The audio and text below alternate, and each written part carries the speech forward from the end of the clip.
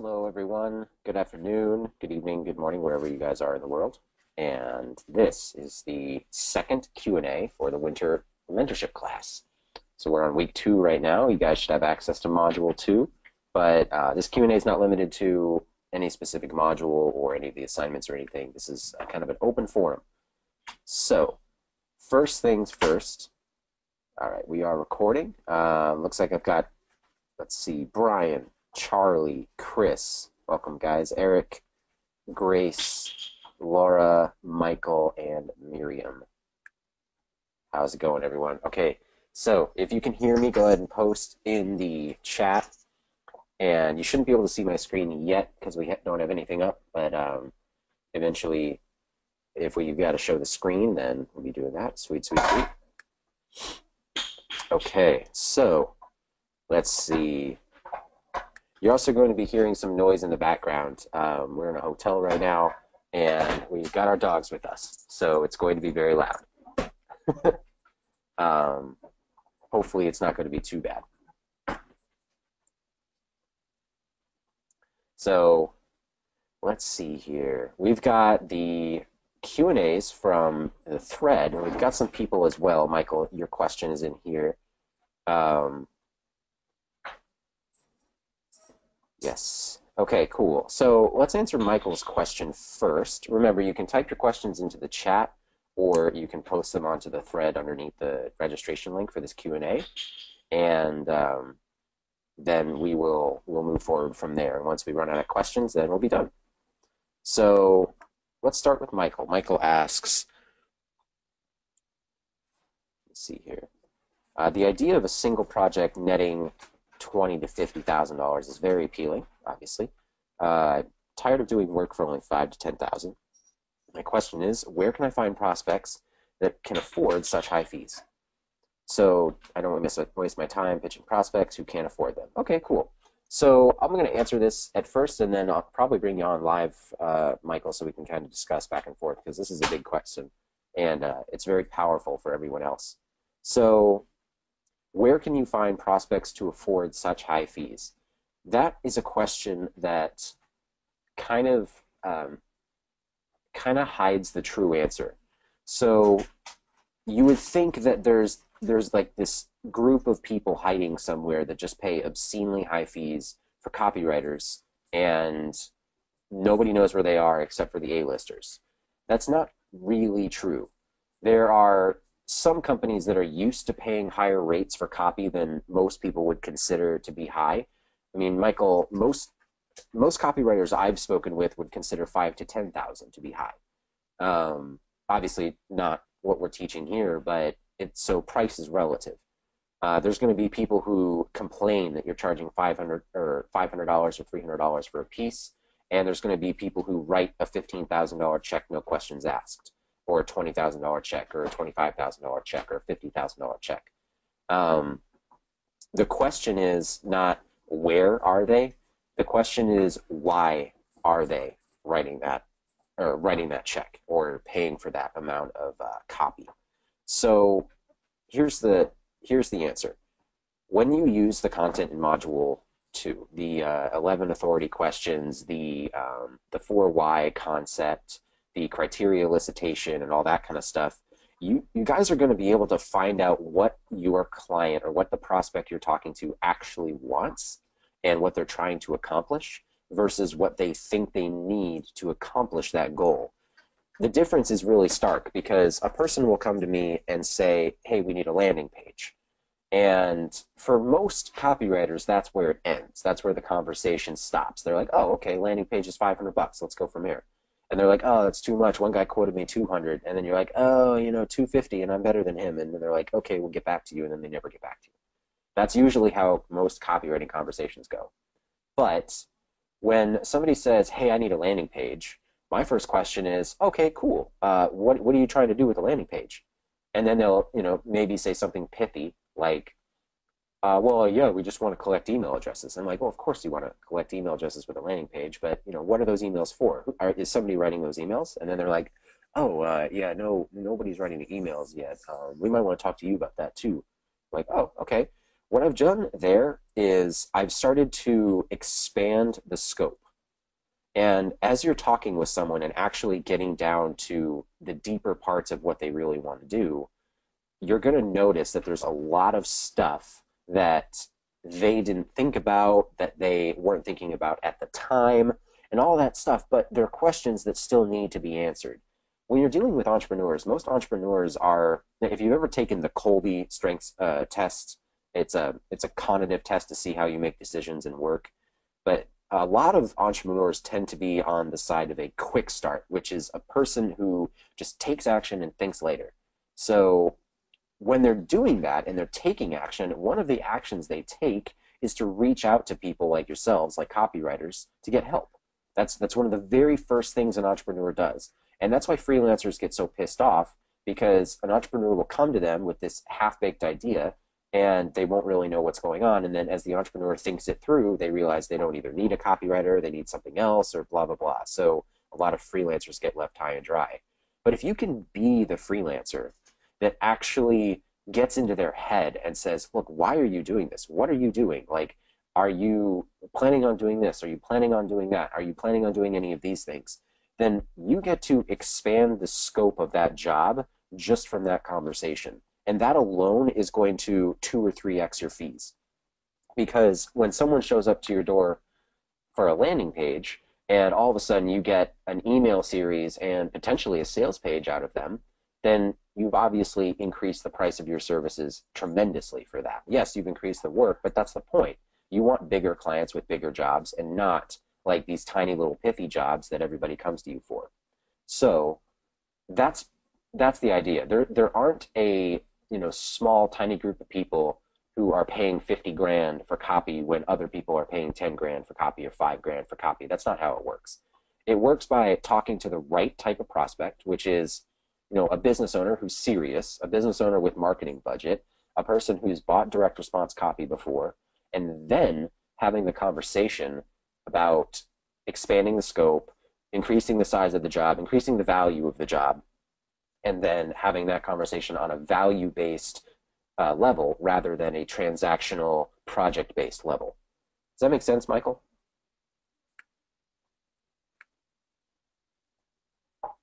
Okay. And then the subsequent question, how to screen prospects before even getting on a call with them. Okay, so let's see.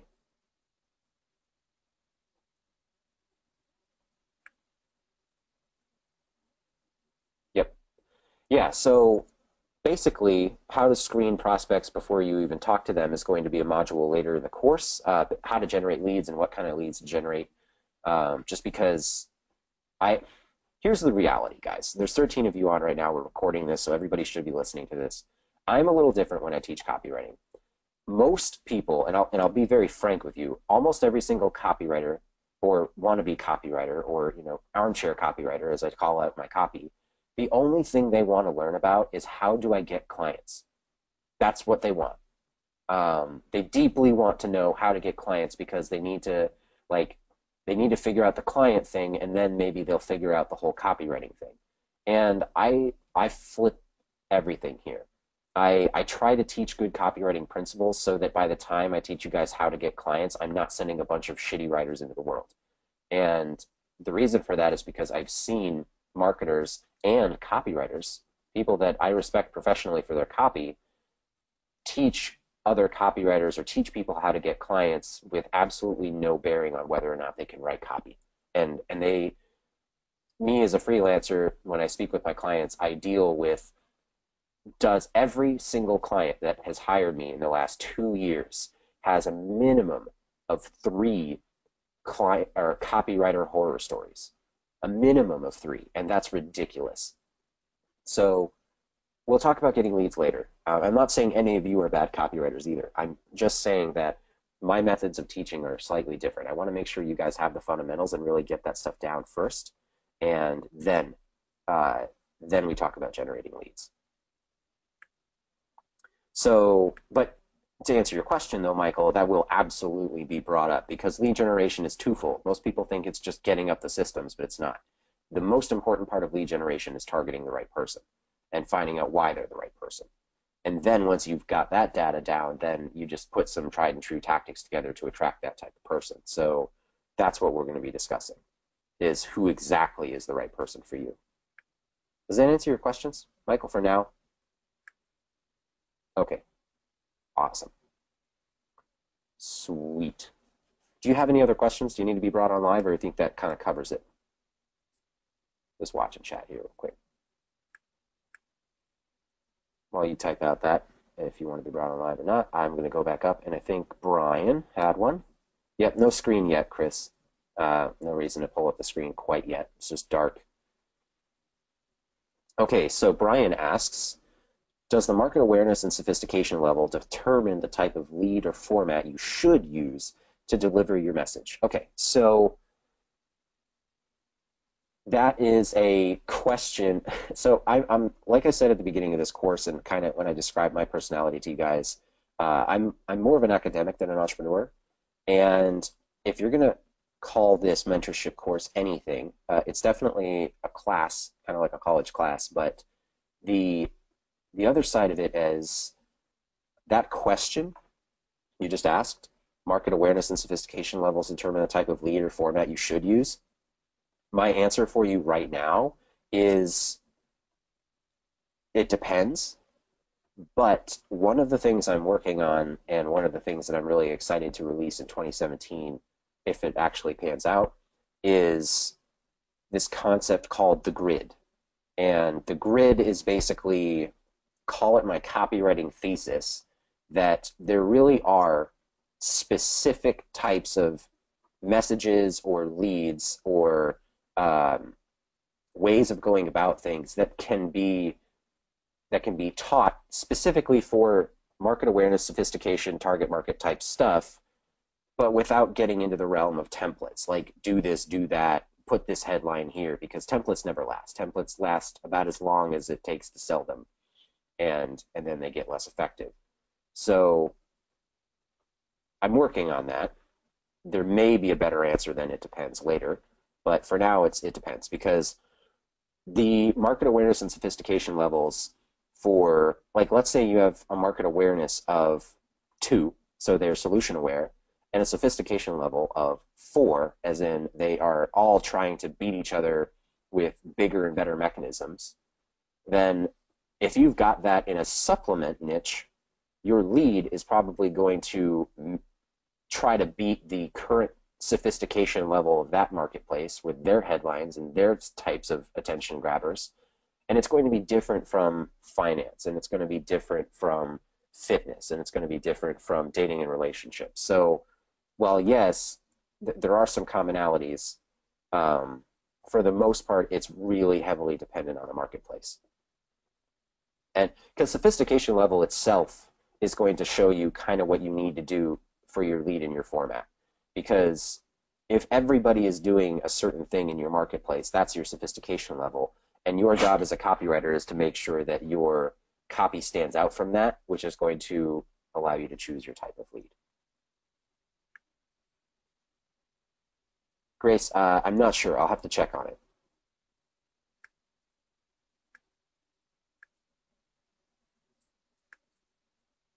Okay, cool. I think we're good, Michael, but thank you, though. All right, Joe says, in video for week 1, you state, identify the need in the headline and then expand. By expand, you mean a narrative path to get them to your solution, or pain is an agitate, solve model? Joe, that sounds really vague. Identify the need in your headline and then expand. I would need to know the context of what I said that in. So I'm going to bring you on live real quick. Let me pull this out. Joe. Here we go. Oh, let me do this. All right, Joe, can you hear me? I can. Hey, how's it going, man? Good. How are you doing? Pretty good. The context was we were talking about the levels of market awareness, okay. And these guys are problem aware. Mm-hmm. And then you were saying the 3 needs for you as a writer is to appeal to a level 3 awareness prospect is analysis, intuition, empathy, and verbal creativity. Oh, dang, I'm sorry. Let me skip. I'm on level 4. They're desire aware. So the prospect has a need but hasn't linked the fulfillment of the need to the problem or solution at hand. Mm-hmm. So that's why then you said, so what you have to do in your headline is identify that need so that, you know, the person says, yeah, that's me, and they start reading, and then expand. And I think that what that means is, you know, keep them moving down the chute till they get to your solution, but I didn't know if that meant agitate them first. So, or both. It's a little bit of both, yeah. And so thanks for that, because the context of that is the level 4 awareness, obviously, because and actually this is a question that I believe Miri asked in one of the comments underneath this thread, like awareness levels and how to distinguish between level 3 and level 4. So we'll try and lump those together. Miri, if you're paying attention, we'll lump these together.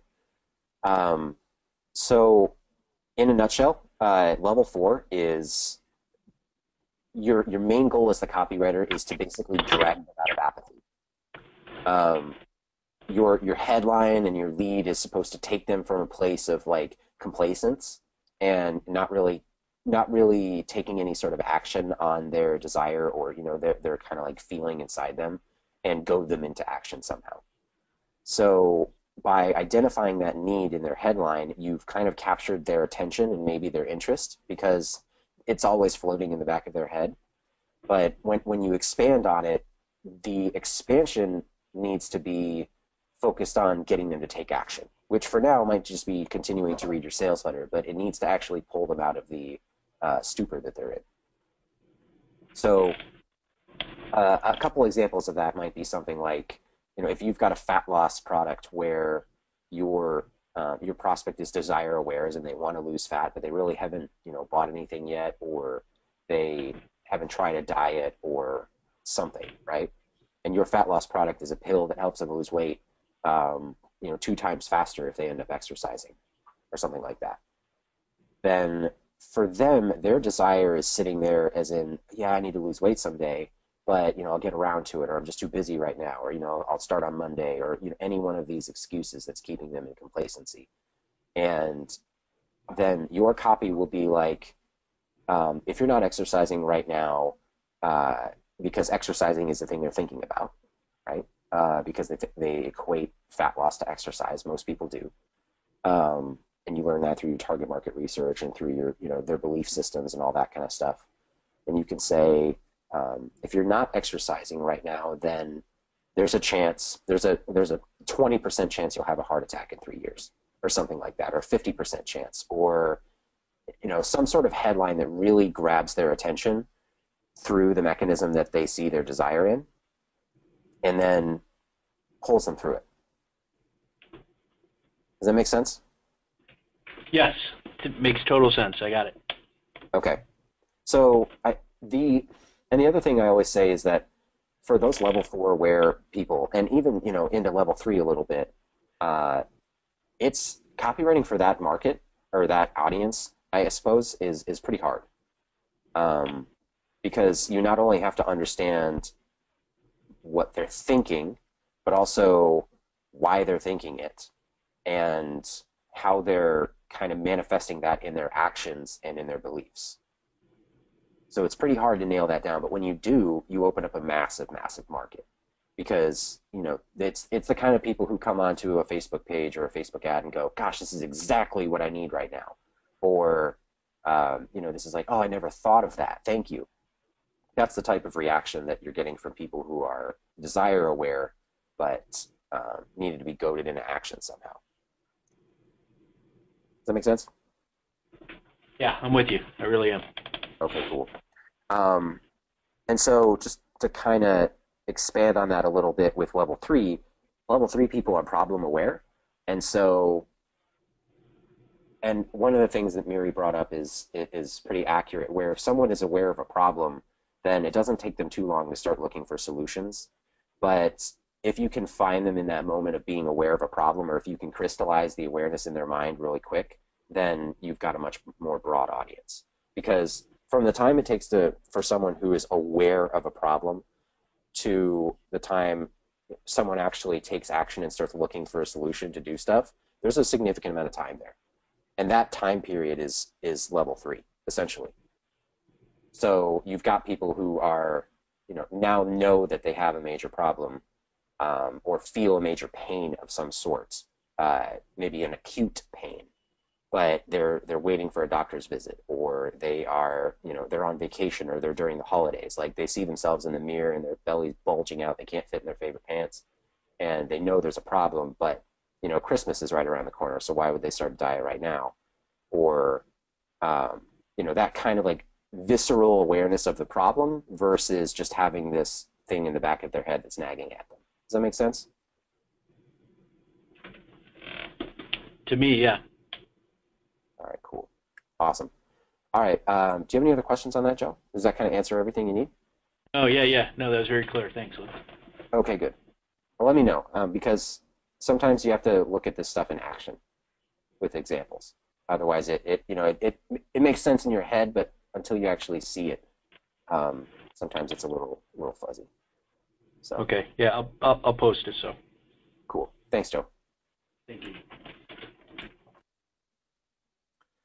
All right, thank you, Joe. Let's see.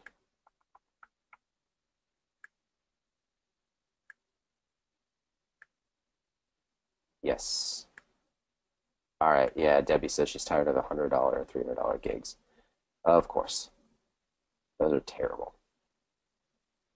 But it also requires a certain amount of confidence. Going back to the very first question, a certain amount of confidence to not only have the conversation with a client about their business, to truly dig down and figure out what they really need.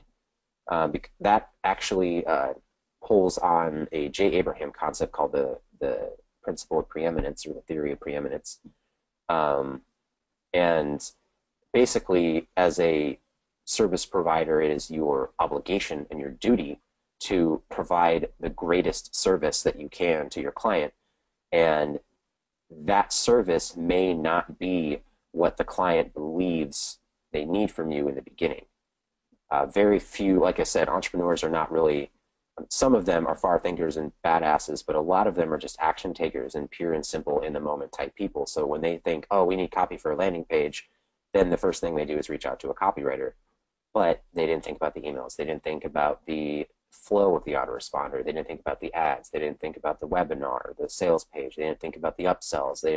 None of that stuff came into their mind, or if it did, it's not in the forefront. And by bringing that out, you expand the scope and make a ton more money. So let's go through some of the stuff on the screen. So let me do this real quick.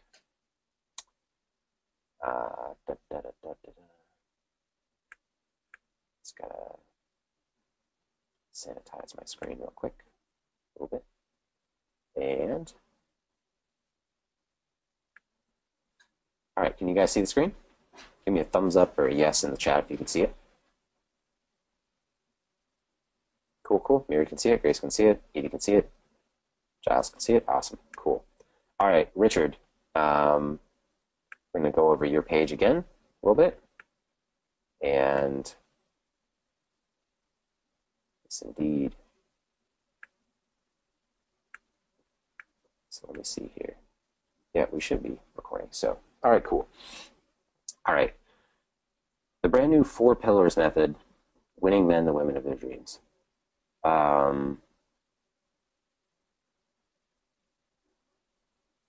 I think that for the angle you're going with this headline, this is actually your headline. Because given the level of awareness your guys are at, what you're basically doing here is putting promise first, mechanism second. So, and by mechanism, I'm saying putting misogynistic pua gurus out of business can be an interesting new mechanism because you're presenting something new in the marketplace. It doesn't necessarily have to be a feature or a widget or an additive or something like that. It doesn't have to be something physical. It can be a new concept in the marketplace, and that's what a new mechanism is. So if this is your new mechanism, which is that you are putting these people out of business, then that would be the headline to attract the attention given the awareness of the marketplace. And then you go into the brand new 4 pillars method, winning men the women of their dreams. I also don't necessarily like the wording of this headline. I think when I say it out loud, I clunk, so it's not something that immediately flows. The brand new 4 pillars method, winning men the women of their the women of their dreams. It's just not the type of language that flows off of the tongue. So I would flip-flop these and then maybe rework this to where you call it the and maybe give it some sort of immediate social proof with the subhead. So if we're flipping these already, I'm talking about this as a subhead. If you talk about this with a social proof mechanism immediately, something like if you could bring up a well-known living, because I know you use James Bond in a couple of your pieces, but a well-known living celebrity or some sort of number of people or something like that, where you say basically like, you know, hundreds or dozens of men are using the 4 pillars method to find the women of their dreams or to win the women of their dreams or something to that effect. I think that that is going to be more in line with the new mechanism. And let's see, because they don't really want a 4 pillars method. They may not even quite believe that they want to get the woman of their dreams. What do they believe? What do they believe going into this, and what do they want? That's the real question. And I don't know quite if this captures it. Richard, are you on live?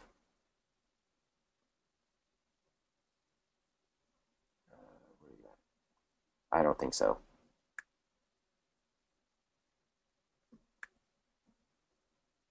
Okay. Okay, so yeah, we've got questions on this, but I don't see you on live, Richard. All right, so I'll answer your question in a second, Joe. But for this one, what if I told you there's a brand new way to win and keep the woman of your dreams? It doesn't involve unscrupulous pickup tactics, no exhausting alpha male posturing. Okay.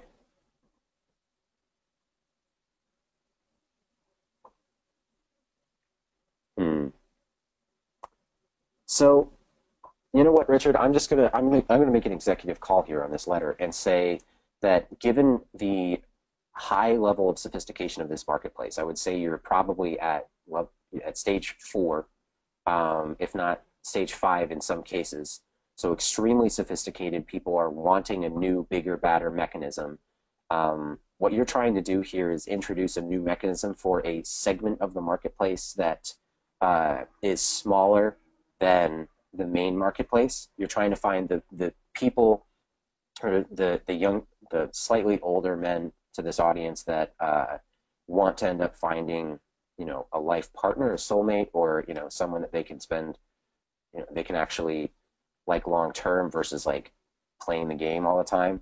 A smaller subsegment of the main marketplace in a highly sophisticated market, and they are tired of the constant crazy ass hype that's going on in the marketplace. I think you need to lead with a story, either your own or one of your clients. And if you can't do either of those two, then you need to make one up, but it needs to be absolutely 100% believable. And when you lead with that story, it needs to take the reader through in first person, as in, you know, the person telling the story, exactly what your target market wants to happen in their life. And exactly from like the point where they currently are. Like, I was working the night shift at Denny's. Denny's is an American restaurant. You can use the UK equivalent if you want. And then all of a sudden I saw her walk in. She was all by herself. You know, that type of narrative, something that grabs them immediately and shows them where they're at. Or, you know, I was riding the bus home from work, I hated my job, and then all of a sudden I saw her. That type of languaging, because that's going to appeal to the type of person that you want to attract, because they're not out there to just, you know, cruise the bars and pick up chicks. They're the person who's got a little bit of romantic in them and someone who wants to actually meet the woman of their dreams. But instead of promising, which is what they've been seeing, they've been seeing for years and years from hundreds of different providers, promises and promises, increases and increases, new mechanisms and new mechanisms, then what you want to do is pull the story out of their head from your understanding of the target market and show them the paradise that they can see, and then basically say, look, there's a way that you can manufacture this. You can make this happen for yourself. It doesn't have to be serendipity. It doesn't have to be something that just falls into your lap. And this is how you do it. Here's my story, da da da da da, talk like that. That's my advice for this week, because I think you keep interchanging headlines, but they're at the wrong level of market sophistication and awareness, and that's why I'm just not picking up on them.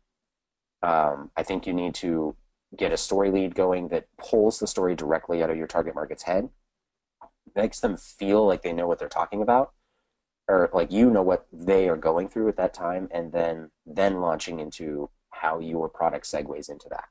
That's my advice on that. So Joe, you mentioned, so mechanism first for an aware, skeptical marketplace. Not that I'm talking skeptical in detail, but keeps popping into my head. Okay, so for the purposes of the training that we're going through, mechanisms are related to sophistication of the marketplace, which is your competition. Consider sophistication to be competition, okay? That is where a mechanism comes into place. The awareness scale is how aware your prospect is of the particular problem or solution that you are providing. So that has everything to do with your product in relation to your market's awareness of the product. Level 1 aware is going to be aware of your product or aware of you specifically as a business or as a person, and aware of the fact that you provide services and typically just need to be informed that you are now providing services again, or that you're selling a product again, or that there's a discount, or that there's something going on that they need to pay attention to. It's basically just kind of like a, hey, what's up? We're selling this thing, come buy it. That's level 1. Level 2 is solution aware. They're people who are actively searching for a solution to the problem that they perceive they have. In that marketplace, there are people who are looking for solutions that are not correct for their problem, or that won't solve their problem, but they're still solutions. They're actively looking. These are the people like, how to this on Google, or why is this happening on Google, that type of deal. Level 3 is problem aware. They're aware of a problem in their lives. They've not started to seek out a solution for it yet, but they're aware of it. They're seeing it. They feel it acutely in their bones. Level 4 is desire. They know in the back of their minds they need to do something eventually, but they haven't taken that first step to like kind of realize how bad it is. Or they haven't had something jar them out of their complacency. And level 5 is completely unaware, but demographically the same. So, the people who, if there's this many zip codes in your region and, all of them could potentially buy a house in the next 5 years, even though only, less than 1% of them are actually going to buy a house in the next 5 years. That's the difference. So awareness is different from sophistication, and mechanism has to do with sophistication. Because if your competition is sophisticated enough that they are trying to introduce all these new things, and like they're trying to outgame each other and like outpromise each other and bring up new crap and like promising all sorts of stuff to the marketplace and burning out the marketplace, you need to understand that, because that's going to shade how you communicate with your audience, even at any awareness level. Because if the competition is throwing up these crazy headlines and you say something like, hey, we'll help you lose fat, then the desire-aware guy is going to look at both of those and see them both in his news feed or in his Google or in his mail or in his newspaper and go, oh, I'm going to go with the one that sounds better. Or I'm going to go with the one that speaks to where I'm at right now. That's the difference. Does that make sense, Joe?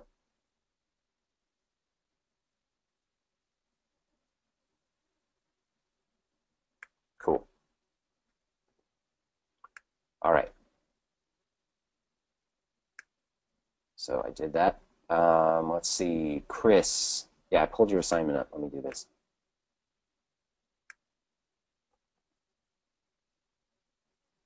All right, so your question is one that I really want to dig into and be detailed about, but not in the specific way I think you expect. technically speaking, when I look at this piece of copy, I feel like it's technically correct. Your pre-head is calling out to the right people. Your headline is potentially capturing the attention of the target market. You've got social proof right here, and then you launch into the letter, and it kind of pulls you through. There's kind of telling a story and then setting up the fear, agitating the fear, and all that kind of stuff. So technically speaking, this is a good piece of copy. Now, a lot of people can write technically proficient copy. That's not the same thing as writing copy that converts. Because sometimes the copy that converts is full of typos and has all sorts of grammatical errors and bad formatting, but it converts like crazy.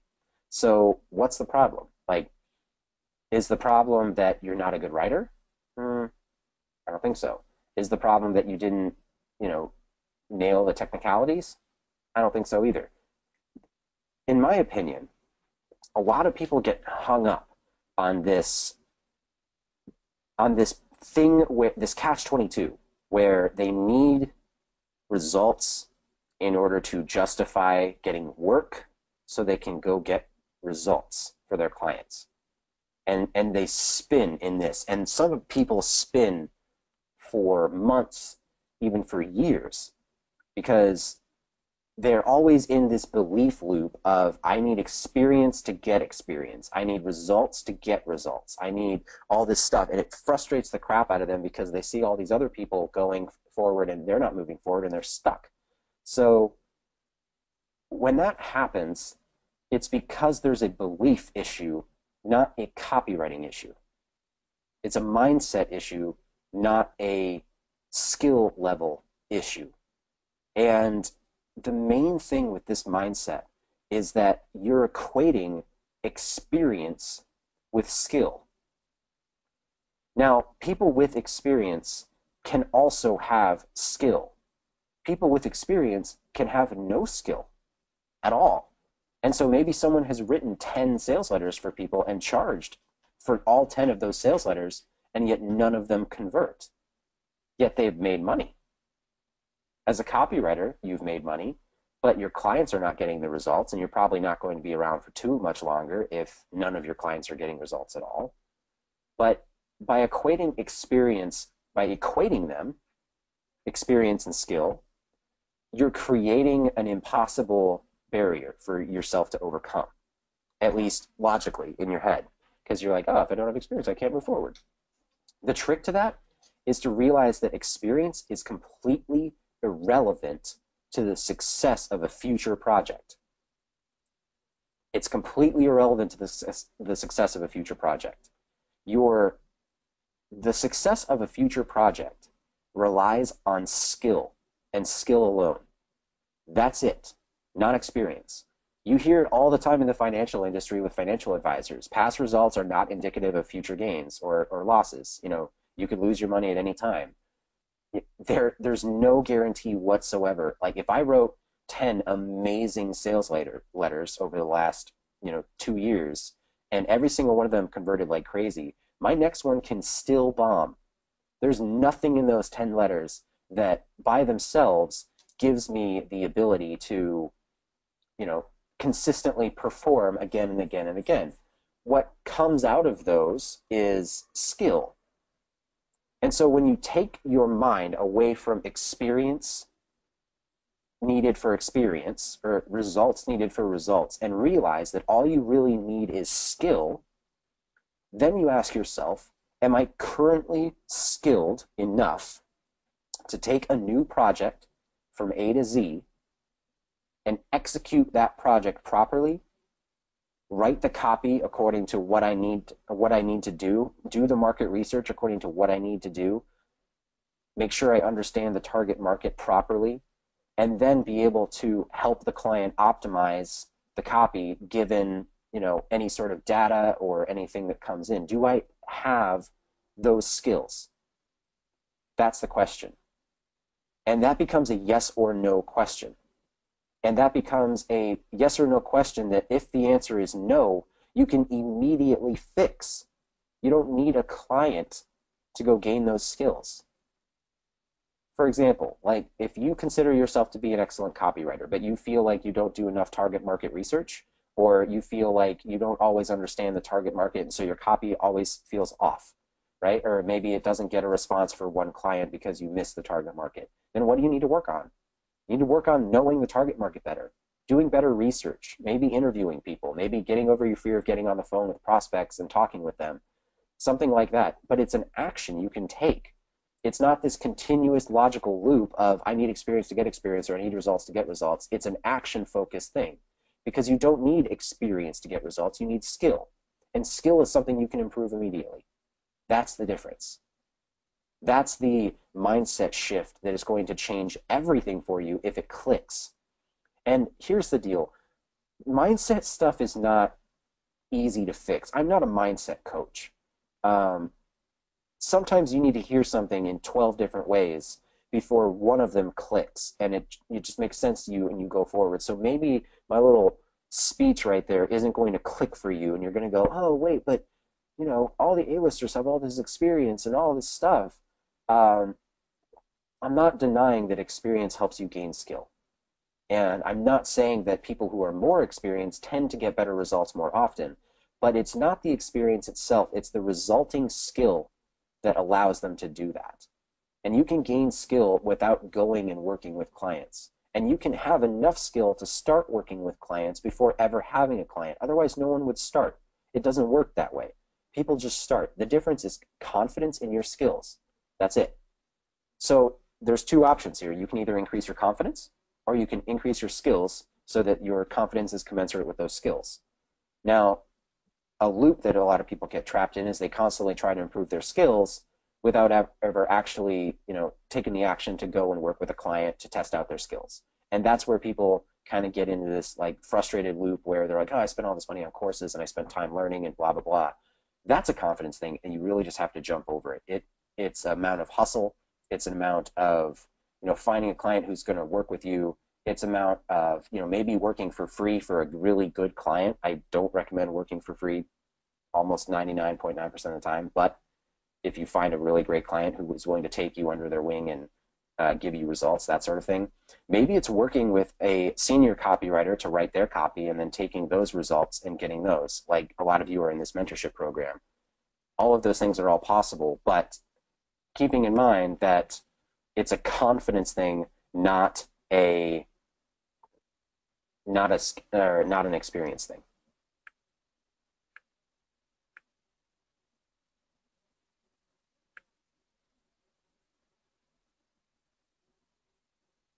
So that's what I have to say.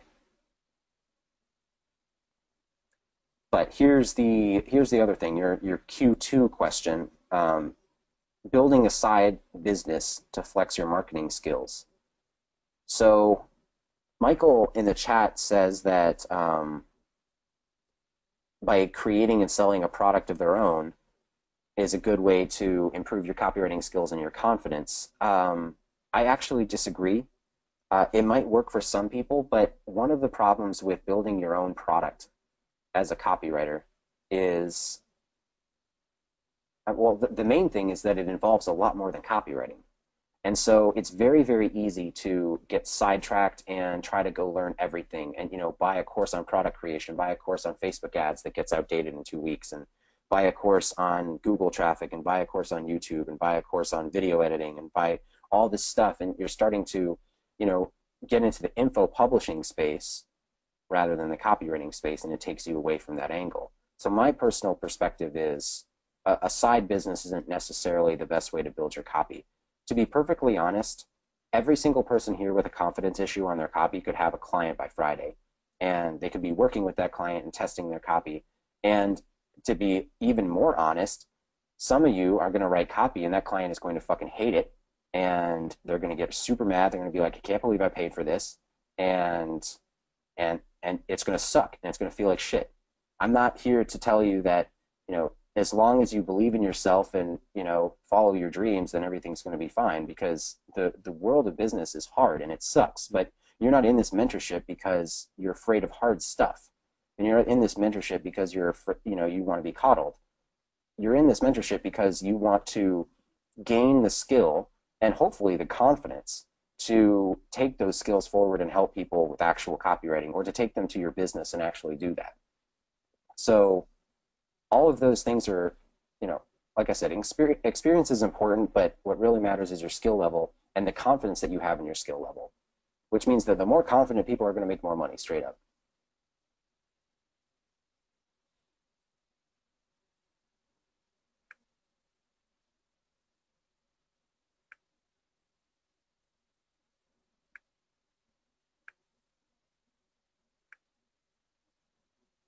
So it looks through the chat that people like that little monologue, so it wasn't wasted time. Good deal.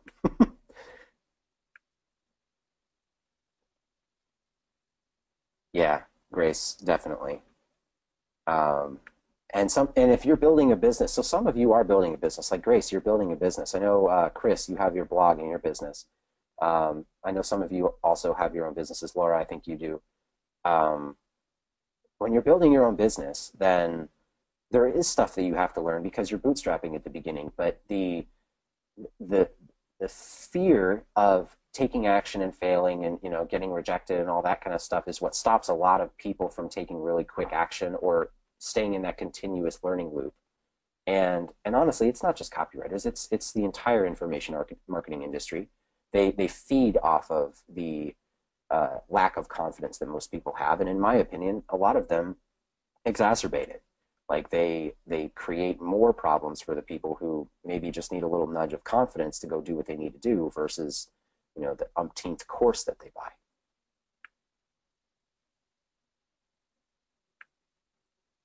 Yeah, the "it sucks, I hate it" issue happens with any single type of transformation that you do, no matter what. There will be a "this sucks, I hate it" component to it, usually in the first 2 to 3 weeks. And I don't know why 2 to 3 weeks. Maybe it's human physiology, but it's always 2 to 3 weeks, and it sucks, and I hate it. And you go through plateaus. Um, what is that book? It's called it's called Mastery. The book is called Mastery. If you want to look this up, it's not by Robert Greene. I might be able to find it if I search on the web right here.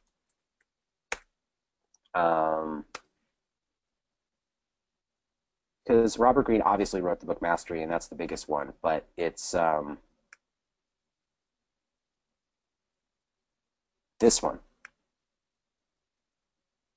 right here. George Burr Leonard, Mastery: The Keys to Success and Long-Term Fulfillment. This right here. This book, excellent. It's only $8.35. And I promise this isn't a book club. Like, I'm not going to recommend a book to buy every single time, I think. I just read a lot. This book, I think, is better than Robert Greene's Mastery. I like Robert Greene's Mastery, but this book is shorter. It's more to the point, and it talks about the journey of like he says, long-term fulfillment. If you're going to master something, and that thing might not be copywriting. For me, I've chosen to master copywriting. It's something that really drives me, and I'm passionate about it. But maybe it's not that for you. If your drive is to grow a business, then that's your path to mastery. Then you're trying to master the art and science of growing a business. If it's something else, if it's media buying, if it's painting, whatever it is, mastery itself is a process.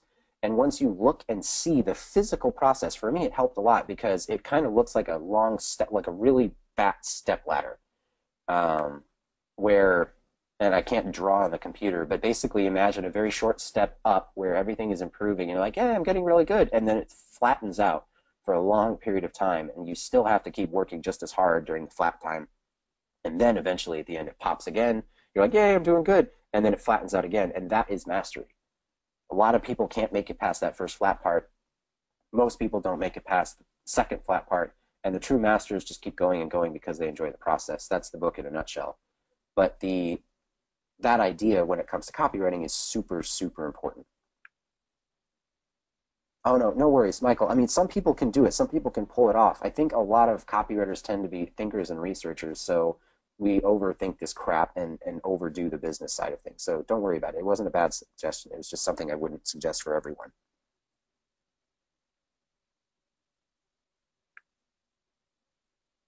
Yes.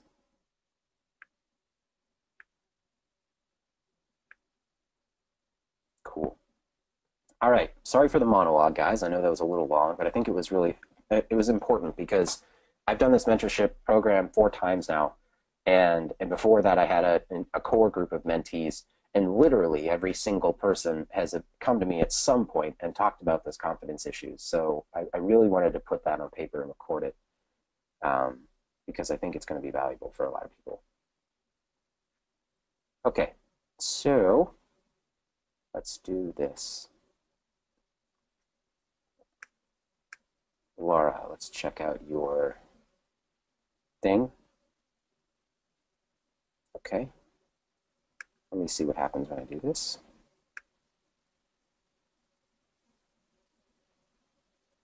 Sneak peek, VSL.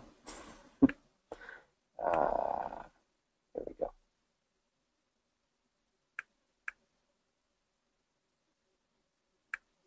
Yeah, it's a great book recommendation. I only found it recently, actually, Chris. I'm glad I did. Was it like a year or 2 ago? Let's see. 4-week New Year's Revolution. 4-week program will help you get lean and fit in as little as 3 hours a week. Very first thing to talk about this, Laura, you're an extremely sophisticated and aware marketplace, which means that this headline is something they've seen 1,000 times. So it doesn't capture their attention. Like, they don't care about a 4-week program. They have zero care whatsoever unless this is given a reason to care. With 4 weeks, they're thinking, well, gosh, 4 weeks. This book over here says 6 minutes, right? 6-minute abs, or whatever the hell that book is, or P90X, 90 minutes a day, or 30 minutes a day, or whatever the heck it is. So the headline needs to jump out and grab them where they're at, and where they're at is extremely sophisticated and jaded, cynical. So one of the headlines I would try is something like the guaranteed. And this is something that actually I've seen working a lot more in general. So this is kind of some up-to-date type trend knowledge if you want to do this immediately because it's for New Year's. The guaranteed drop 4 dress sizes workout program, or something to that effect. And I don't know if I can edit. I might be able to edit, but something like I can never spell guaranteed. I'm a copywriter, and I almost always get it wrong.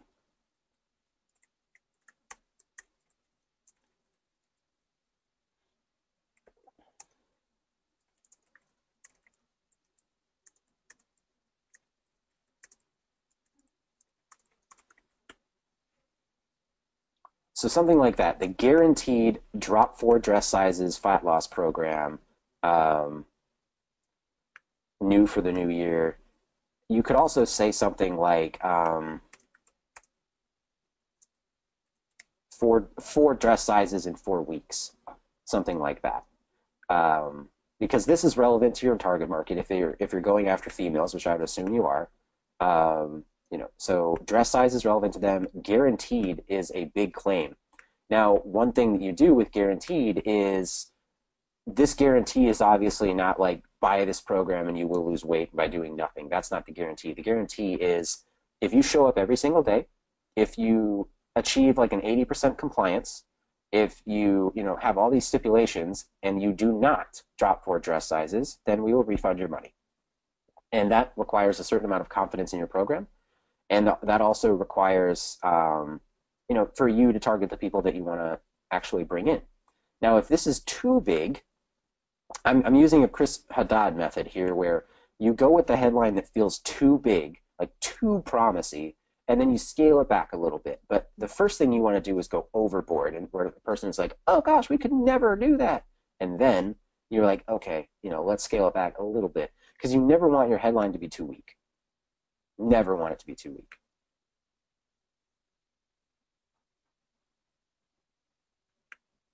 No problem, Joe. No worries, man. Um, like I said, I'm not a mindset coach. Uh, and I'm completely tangential here, but I won't read out this question. I'm not a mindset coach, but at the end of the day, um, we we all have stories we tell to ourselves, and those stories are either helping us or not helping us, and it's all stories. So if your story is what you just told me, um, there's no issues with that, but just if it's serving you or not, that's the question. Okay, Brian brings up a really good question that is tangent for Laura's thing. Um, Restrictions and compliance issues with Facebook ads on what you can say. Any tips to make just as bold a claim like that without getting an ad approved, or without having an ad disapproval level? Okay, so here's the thing. I actually just talked about this with my preferred group guys. You guys may hear about preferred group later on in the mentorship program, but for now we won't. The the Facebook ad platform is an extremely powerful ad platform that allows you to micro-target and get a bunch of awesome audiences, and everybody's on it. It's a perfect platform to advertise on. The problem is that whoever's running the advertising department for Facebook despises all forms of direct response marketing in general. Silicon Valley in general has a hatred for marketing, especially for direct response marketing, but for marketing in general. So their guidelines are the opposite of what is actually effective to make people take action. And unfortunately, a lot of unscrupulous copywriters and marketers have taken advantage of the right way to do things and ruin it for everybody. So because they, sold crappy products, they used the targeting to send bad ads at people that got disapproved, all sorts of stuff like that. So with Facebook specifically, you have to keep really, really close attention to what their terms and policies are, and then modify the result that you want to match those things. Right now, as we're sitting on this, webinar today, I just read a recent report from Facebook that says they're going to be cracking down more on advertorial style messages, but they use the term specifically to say manipulative advertorials, which in this context is things that fake being news. There's a lot of landing pages out there that will send you to a website that looks like it's Men's Health and writes an article about this supplement, but it's not Men's Health, and it's completely an advertisement for that supplement. So they're gaming that system, and that's what Facebook would consider a manipulative advertorial, versus an actual blog article on an actual website that is simply written persuasively to get someone to take action at the end. That's not a manipulative advertorial. And the distinction there is important, but also err on the side of caution, because Facebook has no idea what that distinction is. And so if they feel like your stuff's shady, then you can't use it. But for something like this, you couldn't use wording like drop 4 dress sizes in 4 weeks, because I think that would ping them for ideal body image, even though this is exactly what most women want. And guaranteed might ping them for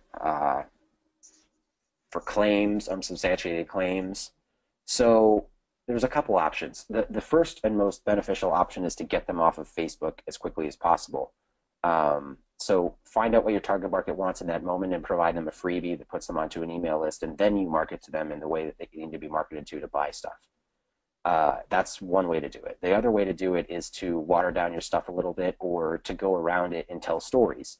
So instead of the guaranteed drop 4 dress sizes in 4 weeks fat loss program, new for the new year, you would say something like, how I dropped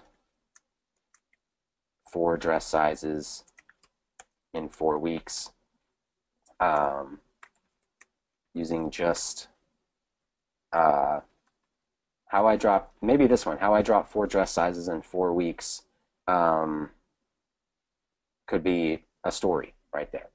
and maybe you talk about it in the ad and use an image that's compliant and all that kind of stuff, this is fine because you're telling a story about yourself versus like a promise. Stories about yourself versus promises tend to do very well right now, tactically. Do not take that as a rule going forward. Facebook changes every day, sometimes multiple times a day. But right now, today, in general, telling stories versus making promises is better. That's what I have to say about that. I'm not a big fan of talking about Facebook specifically because they change so often that anything I say could be wrong by tomorrow. I just have to make the decision as a copywriter for my clients at the moment when it's happening. Does that make sense, Brian? Cool.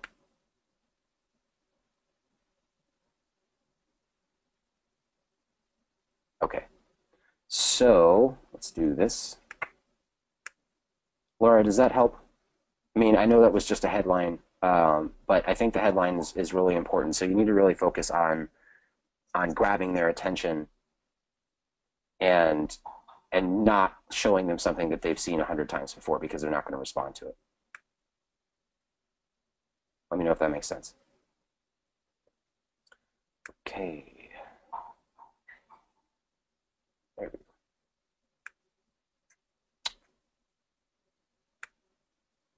All right, Miri, I answered those already. Oh, Miri had a question about design. I am not a designer, so I couldn't really answer that. There are people who design specifically for results. Just be careful with designers because some of them design for results and impact, and other ones design for prettiness and awards. So you want the guys who design for impact, the ones who've split tested and figured out which fonts and colors and buttons and layouts are working well right now. But again, that's a really that's a thing that changes a lot in terms of patterns and the way you're supposed to do things. So design does matter to an extent, but copy will always trump design, and don't let any creative person tell you differently. Cool. Oh, mindset and foundation. Good copy makes them money. Yes, it is. So good copy makes them money. That's a belief you guys need in your head. Copy is not a cost. Copy is not an expense. It is not a thing that they put in the red on their balance sheet. It is a service that earns them more money. They're buying money at a discount because copy is almost always specifically related to making sales. So the closer you are to making the sale, obviously, the more important it is. So emails that go direct to sell something, sales pages, webinars, VSLs, video series, things like that, all of those are directly related to sales. Things like blog articles that are for content only, not so much, and you're not going to get paid as much. An advertorial that's designed to get leads and sales, yes, you're going to get paid a lot. Good copy makes them money and never costs them money, especially for a copywriter who's willing to stay on and optimize the piece and knows what they're doing. All right, 103. Thank you all for being here. I think that was all the questions. We're over time on the Q&A, but I appreciate all 16 of you for being here. In and out, thank you so much for your time. We're going to get this uploaded, and I'm going to check to see if the hot seat's uploaded, but we should have access to that. I'll be in the Facebook group. We'll be moving around like that, and I will see you next time on Monday for the next hot seat for this assignment. Assignment's due on Friday at midnight Pacific time as usual, and one sec. Oh, I need to refresh. Okay, they're telling me I need to refresh. All right, guys, but we're almost done with the Q&A, so should have got questions in early.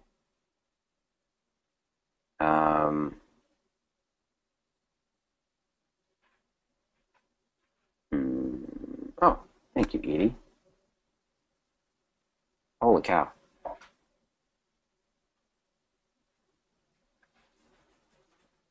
Yeah, thank you, Eric.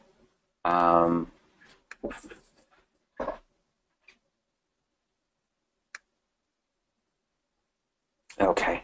All right, I'm going to go through these really quick, guys. So Edie, good luck. Okay. Good luck timestamping these. Copy cues. When considering an age demographic, do you always stay within 10 to 15 years unless hyper niching? Plus, what's the largest age range you will go for in a target market? Okay, age demographics are specific to what you're trying to sell. So if you're selling an anti-aging cream, then the messaging that you're going to need to sell it to a 45-year-old is going to be different than a 60-year-old. So it depends on how hyper-targeted you want to get with your messaging and not necessarily with your entire market. The largest age range you go for in a target market is all of them if they all have a very specific need. So, if you're targeting ages 21 to 65, but you can hyper-target by saying they're small business owners who live in Detroit, then age isn't quite the factor that you want. You want a different type of demographic, and that's what matters for your hyper-niching. Age is not the only demographic that you need to focus on. It's just one of the things that can help you by truly understanding your target market, because age does affect how people think, what they grew up with, and all that kind of stuff. Number 2, when considering bullets, how many are too little and how many is too much? I've seen some sales letters lately with a load of bullet points. It depends. I can't tell you that. It entirely depends. If you need 50 bullets to sell the damn thing, then use 50 bullets. If you need 2, use 2. It has nothing to do with best practices. It has everything to do with what the market needs at that time and what the piece needs for that time to convey the right message. Number 3, how do you determine when sales copy is traffic ready? By sending it to traffic and seeing if it converts. That's how. You cannot tell if it's traffic ready until you send it to traffic and you spend money on it, and most of the time that's going to be a waste of money in the beginning, but you're going to get data. Don't think about it as looking for conversions the first time you put your piece out. Look at it as buying data. That's what your first round of ads is to your sales letter. You're buying data. Module 2 questions. Do you know of any resources that dive deeper in explaining the metrics we need to be aware of when interviewing clients? I know some of them were mentioned. The best thing I could tell you is that we're not going to go over the specific metrics in this course in detail, but you're going to want to know things like click-through rate.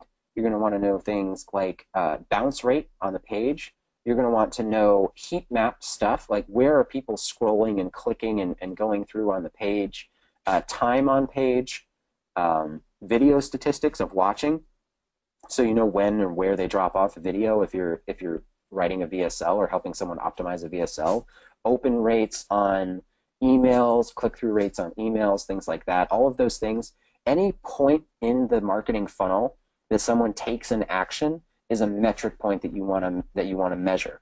And when you're measuring metrics, you want to go as far upstream as possible when you start and work your way down. Because most of the time, the mess up is going to be somewhere high up in the chain and not deep in the chain. Because deep in the chain, you're going to be making good profits, and those types of tweaks are going to increase your profits. But up in the chain is going to cause a campaign to fail versus win. So you want to move up. So if it's the click-through on the cart on the bottom of the sales page, you're going to want to look at the ad first and then the click-through on the cart. That's metrics. Any other resources? I would go look. I can recommend a course specifically. Go look at Justin Brooks' stuff. I believe he changed his brand to IMBI or something like that. It used to be. I forgot what it was. He changed it a while ago. Justin Brooke, look him up. BROOKE. He sells a course on agency stuff. So by looking at what an agency tracks via metrics, you're going to have a better idea of what to track for your clients. I don't think it's too expensive. When positioning and setting up your package prices, how do you determine what's included at 5, 10, 15K? Also asking Coach current time for money trap, shift this in the beginning of 2017. Cool. Okay, yes. So you're asking for predetermined templates, and I think the predetermined templates are indicative of a lack of confidence in the material. So I can't tell you what's going to be in your price point for 5,000, 10,000, or 15,000. If you're not comfortable, selling a sales letter for $15,000, then you're going to charge $5,000 for it. And that I would never charge $5,000 for a sales letter nowadays. I used to charge way below that. My first sales letter was $300. So when positioning and setting up my package price points, I basically look at how valuable the copy I'm writing is going to be for the client. To give you an example, the last launch that I wrote for a client was a full webinar including the design, all of the PLC content for the videos and the scripts for those, email sequences, and I rewrote the front-end lead magnet report, and I gave a bunch of consulting around the entire funnel to make sure the entire thing pulled together. So it was a big, big undertaking for me. It was a 5-figure deal, and what was that? And the launch did $1.2 million in November and did about $300,000 in August, I think. So the internal launch was about 300 grand, and then the big launch was 1.2 million. So what was my package worth? Right? My package was worth $1.2 million, but I didn't charge that. I charged 5 figures for it. So that was the idea behind that. It's all up to figuring out what the client, what the worth is for the copy for the client, not necessarily me telling you that this is worth $5,000. All right. Not trying to escape early, Edie. Trying to end on time for once. I know. Yeah, I'm being told by the powers that be that I need to end now. I'm going through module 2, and the idea of a single project netting me 20. Okay, yeah. We already answered that question, Michael. I'm being axe chopped. I'm answering these as quick as possible. Based on something you mentioned in Module 1 training, developing your own systems and workflow, can we explore this, please? We have a module for that coming up, Yongo. Yeah, straight up. There's going to be a module for that. Deep dive survey, where can we learn more? The easiest way is to go buy the book Ask by Ryan Levesque and read that. He talks about the majority of his process inside that book. I think it's updated. The Kindle version might be more updated than the print version. He talks about the process in there, and it'll give you enough to get started. If you're super, super, super interested in that particular methodology, it is a specific methodology and not like a be-all, end-all. However, he does launch his course, which I believe is the Ask Method Masterclass, once or twice a year. If you want to join that, I believe it's anywhere from $1,000 to $2,000 to join. Edie, cool. So on home improvement, replacing windows, lead generation, face-to-face door knocking, replicate that kind of prospecting online, not actively looking for replacement windows, but might have thought about it at one time. Yeah, so cold door knocking is straight up level 5 awareness, because you came to their door, you have no idea, or they had no idea they needed windows, and your sales guy was good enough. That's level 5 awareness. So you really need to start thinking about things in terms of the target market awareness that you want to go for. So the best place to start would be your level 1 audience, who's already around your company, who can you go back to do extra work for and then start marketing to them. And then level 2 is solution aware people who are searching online, probably Google or blogs, who are looking for questions about errors, or like, energy efficient windows, or, how long will it take my windows to pay for themselves, questions like that, and then run ads to them. And then your problem aware people who are dealing with like high energy costs, bad stuff like that. That's kind of the target market awareness that you're going to want to go for. And thank you for sharing that. Yeah, everybody read the Facebook ad policies. As a copywriter, you should know. I think that's it. We're done. Okay, no more questions. We're done. Thank you all for your attention. I appreciate it. This was a great Q&A. Hopefully you guys got a lot from it. We're going to be uploading the recording today. And yeah, have a wonderful day. Thank you all. And I will see you on Monday at the Q&A, but also in the group. And thank you for your attention. Have a great one, guys.